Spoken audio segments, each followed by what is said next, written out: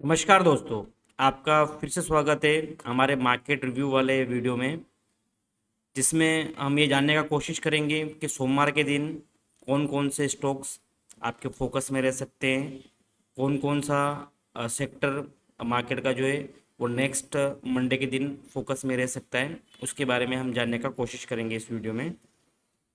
सबसे पहले मैं मार्केट डेटा की बात कर लेता हूँ। तो मार्केट डेटा इंडियन मार्केट के लिए स्पेशली अच्छा है। कल एफआई ने 250 करोड़ के आसपास का इक्विटी बाई किया है इंडियन मार्केट में। डीआई ने भी कल 2200 करोड़ के आसपास का इंडियन इक्विटी बाई किया है। तो कहीं ना कहीं एफआई और डीआई का डेटा जो ये बताने का कोशिश कर रहा है कि नेक्स्ट वीक भी मार्केट का चाल ऊपर ही रह सकता है इंडियन मार्केट में। एक ट्रेंड शिफ्ट यहाँ पे आपको दिख रहा है। लास्ट 3-4 महीने से जब से ये वॉर स्टार्ट हुआ है, तब से उसके पहले भी फरवरी फरवरी मार्च से मार्च के पहले भी लगातार एफआई जो है इंडियन इक्विटी को सेल कर रहा था। लेकिन इस वीक में एक सेक्टर वाइज अगर बात करूँ तो सरकारी बैंकों में, फार्मा में, ऑटो में, आईटी में एक अच्छा बाय पोजीशन एफआई की साइड से देखने को मिला है। और लगातार इस वीक में एफआई ने 3 से 4 दिन इंडियन इक्विटी को बाय भी किया है। तो जो एक ट्रेंड चल रहा था लगातार सेल करने का, वो कहीं ना कहीं शिफ्ट होते दिख रहा है। तो ये जो डेटा है वो ये बताने का कोशिश कर रहा है कि कहीं ना कहीं इंडियन मार्केट ने अपना बेस बना लिया है अच्छे सेक्टर के अंदर।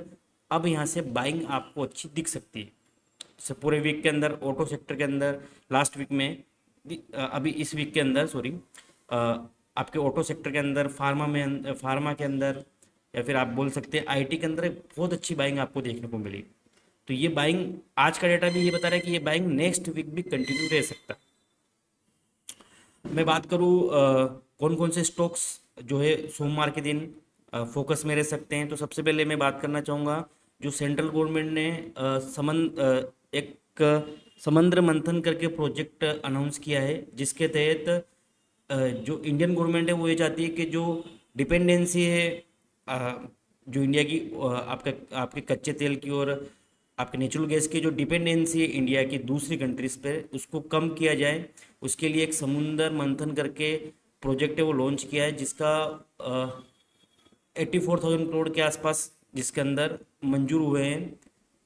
इस प्रोजेक्ट का सबसे ज़्यादा फायदा जो है वो आपका ओएनजीसी को और ऑयल इंडिया को होने वाला है। ये दो ही कंपनियां हैं जो एक्सप्लोर करती है इंडिया के अंदर आपका नेचुरल गैस को और कच्चे तेल को।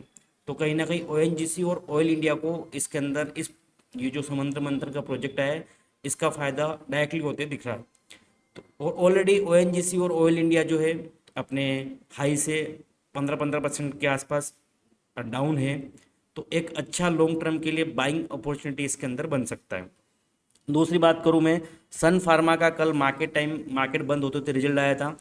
रिजल्ट तो अच्छा है सन फार्मा का। प्रॉफिट 27% के आसपास बढ़ा है, 2894 करोड़ के आसपास का प्रॉफिट हुआ है। बट रेवेन्यू और मार्जिन दोनों के अंदर थोड़ा सा दबाव आपको देखने को मिलेगा। तो कहीं ना कहीं एक मिक्स्ड रिजल्ट आप बोल सकते हैं। शॉर्ट टर्म के लिए हो सकता है स्टॉक अंडर प्रेशर रहे, बट अगर आप लास्ट 1 मंथ से देखेंगे तो बहुत अच्छा रिटर्न इस स्टॉक ने दिया है, बहुत अच्छा परफॉर्मेंस भी दिया है। शॉर्ट टर्म में थोड़ा सा अगर प्रेशर देखने को मिले या रीटेस्ट करे अपने इम्पोर्टेंट लेवल पे, तो इसके अंदर भी लॉन्ग टर्म के लिए एक अच्छी बाइंग सेटअप आपको देखने को मिलेगा। अगले स्टॉक की मैं बात करूँ, बीईएल, भारत इलेक्ट्रॉनिक लिमिटेड। इसको 847 करोड़ का प्रोजेक्ट डिफेंस से फिर मिला है। लगातार प्रोजेक्ट पे प्रोजेक्ट इसको मिल रहे हैं। तो कहीं ना कहीं लॉन्ग टर्म के लिए इसकी बैलेंस शीट के लिए भी अच्छा है और लॉन्ग टर्म ग्रोथ के लिए बहुत अच्छा है, क्योंकि ऑलरेडी इसको ऑर्डर पे ऑर्डर, नए के नए ऑर्डर आपका डिफेंस की साइड से मिलते हुए दिख रहे हैं। तो ये भी एक अच्छा न्यूज़ है इस स्टॉक के लिए, बीएल के लिए। ये भी सोमवार के दिन फोकस में रह सकता है। अगले स्टॉक की बात करूँ तो अगला स्टॉक रहेगा बजाज फिनसर्व। बजाज फिनसर्व का बहुत अच्छा रिजल्ट आया है। कल भी इसके स्टॉक के अंदर आप देखिए 8 से 9% का मूवमेंट आपको देखने को मिला था। ऑलमोस्ट 8-8.5% का मूवमेंट इसमें देखने को मिला। काफ़ी दिनों के बाद में इस स्टॉक बजाज के शेयर्स में दिक्कत आए, बजाज के शेयर्स के अंदर अच्छा मूव आपको देखने को मिला है। 18% इसका प्रॉफिट बढ़ा है, 6297 करोड़ के आसपास का इसका टोटल प्रॉफिट है, नेट प्रॉफिट है। इसका रेवेन्यू भी अच्छा इंक्रीज हुआ है। और ये जो है री इंश्योरेंस के बिजनेस को भी लॉन्च करने वाले हैं, तो कहीं ना कहीं लॉन्ग टर्म के लिए इस कंपनी के लिए बहुत फ़ायदेमंद है। तो ये स्टॉक्स भी नेक्स्ट मंडे के दिन आपको फोकस में रहते हुए दिख सकता है। अगले स्टॉक की मैं बात करूं जो कि फार्मा का है। फार्मा के बहुत सारे रिजल्ट आए हैं। दूसरा फार्मा का शेयर है डिविस लैब। डिविस लैब का बहुत बढ़िया रिजल्ट आया है। जैसे मैंने बोला फार्मा जो है अच्छे रिजल्ट पेश कर रहा है अभी, तो डिविस लैब का भी वो बहुत अच्छा रिजल्ट आया है। 66% इसका प्रॉफिट आपका बढ़ते हुए दिख रहा है आपको 902 करोड़ रुपए के आसपास। रेवेन्यू भी इसका 28% के आसपास बढ़ा है। स्टॉक ने ऑलरेडी मैसिव मूवमेंट दिया है। अगर आप देखेंगे लास्ट 2 से 3 महीने के अंदर का इसका मूवमेंट बहुत अच्छा मूवमेंट दे रहा है लगातार।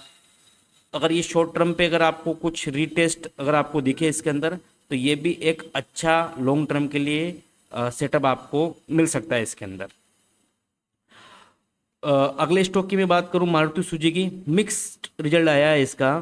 लास्ट क्वार्टर से 10% डाउन आया है प्रॉफिट 3352 करोड़ रुपए के आसपास। बट अच्छी बात है सेल्स जो है 36% के आसपास बढ़ा है इसके अंदर। 50 करोड़ के 49,959 करोड़ के आसपास का इसका टोटल सेल्स रहा है। तो मिक्स्ड रिजल्ट बोल सकते हैं। बट स्टॉक ऑलरेडी बहुत मतलब बहुत तो नहीं है, बट एक बोल सकते हैं कि अपने हाई से अच्छा खासा नीचे आया हुआ है। तो कहीं ना कहीं इसके अंदर अगर अभी कोई इंपॉर्टेंट लेवल पे आके ये दिखता है, तो इसके अंदर भी एक अच्छा सेटअप आपको देखने को मिलेगा। अगले स्टॉक की बात करूँ तो वो स्टॉक आपका मंडे के लिए हीरो ऑफ द डे हो सकता है। मंडे के लिए हीरो ऑफ द डे हो सकता है ग्लेनमार्क फार्मा। ग्लेनमार्क फार्मा का जो प्रॉफिट है 930% बढ़ा है गाइस।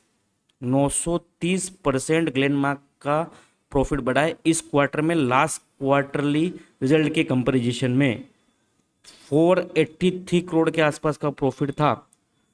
इस अभी जो कल आया रिजल्ट उसमें 483 करोड़ के आसपास का प्रॉफिट अनाउंस किया है कंपनी ने, जबकि लास्ट क्वार्टर में 47 करोड़ का प्रॉफिट था। तो 930% का मैसिव मूवमेंट इसके प्रॉफिट में आपको देखने को मिलेगा। तो ये हीरो ऑफ द डे हो सकता है मंडे के लिए। इस स्टॉक पे खास नज़र रखिएगा। ऑलरेडी स्टॉक 52 वीक से 10% के आसपास नीचे है। 52 वीक के हाई से 10% नीचे ऑलमोस्ट बोल रहा हूँ मैं। तो कहीं ना कहीं इस नेक्स्ट वीक में इसमें 52 वीक के हफ्तों के आसपास मार्केट जाता हुआ दिख सकता है आपको। मैं ये बस आपको जो न्यूज़ बता रहा हूँ ये एजुकेशन पर्पज़ से है, अपडेट पर्पज़ से है। मेरे साइड से कोई भी बाय सेल रिकमेंडेशन नहीं है। आप अपनी रिस्क मैनेजमेंट के हिसाब से इन स्टॉकों को वॉच कीजिए, काम कीजिए, वो आपकी अपनी जिम्मेदारी है। इस टाइप की मार्केट अपडेट के लिए आप हमारे जो यूट्यूब चैनल है उसको फॉलो कीजिए। इंस्टाग्राम पे भी हमारा चैनल है उसको फॉलो कीजिए। इस टाइप के मार्केट में जैसे न्यूज़ बेस्ड मार्केट जो होता है उस टाइप के मार्केट में हमेशा फोमो में ट्रेड होता है। फोमो में ट्रेड का मतलब अगर मान लीजिए ग्लेनमार्क फार्मा का बहुत अच्छा रिजल्ट आया तो बहुत सारे लोग बहुत ज़्यादा हाई से जाके भी इसको बाय, अगर मान लीजिए मंडे के दिन बहुत ऊपर ओपन होता है तो बहुत ज़्यादा हाई से भी जाके बाय करने का कोशिश करेंगे। तो हमेशा मार्केट को रीटेस्ट करने देना चाहिए। एक इम्पोर्टेंट लेवल पर अगर मार्केट बहुत ऊपर निकल जाता है तो एक इम्पोर्टेंट लेवल पे फिर से रीटेस्ट करने जरूर आता है मार्केट। तो रीटेस्ट पे आप हमेशा बाय कीजिए। रीटेस्ट पे आप बाय करेंगे आपका रिस्क टू रिवॉर्ड रेशियो हमेशा अच्छा रहेगा, आपका रिस्क मैनेजमेंट हमेशा अच्छा रहेगा। अगर आपने फोमो में आके बिल्कुल हाई से बाय कर लिया, आप भले एक्यूरेट हो, आपका प्रिडिक्शन भी सही है, फिर भी आपको लॉस हो जाएगा क्योंकि आपने जो प्राइस 5 रुपये में मिलने वाला था उसको 50 रुपये में बाय किया है। तो आपका रिस्क मैनेजमेंट वैसे ही खराब हो जाएगा या रिस्क टू रिवॉर्ड रेशियो वैसे ही खराब हो जाएगा।